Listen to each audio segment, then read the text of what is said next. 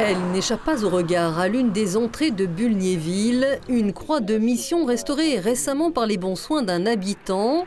Son histoire remonte à la fin du 19e siècle. Dans une république alors anticléricale, 2 missionnaires étaient venus conforter la piété des fidèles. Ils sont venus à la demande du prêtre de Bulgnéville qui s'appelait Auguste Angevel.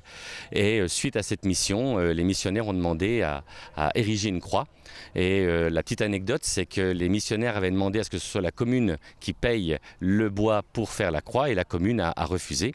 Et donc c'est sans doute le prêtre Angevel qui a payé et le Christ qui est en fonte et le bois pour ériger la croix. Par donation et après la loi de 1905 de séparation de l'Église et de l'État, le calvaire tombe dans le domaine public.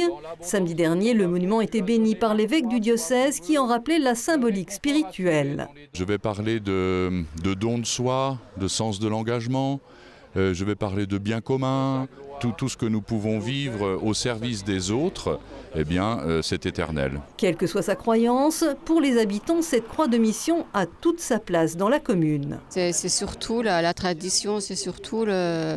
Bon, on a toujours vu cette croix, voilà. Et quand elle n'était plus là, ça fait bizarre. Franchement, elle commence à ternir. Hein. Et là, pour moi, c'est un beau travail. Bon, c'est un beau travail pour moi parce que je suis croyant. Ça y est. Hop là! Et voilà. Tous se retrouvaient ensuite pour l'inauguration d'une rue qui porte désormais le nom du pape François, avant une visite de l'église Saint-Pierre-Saint-Paul.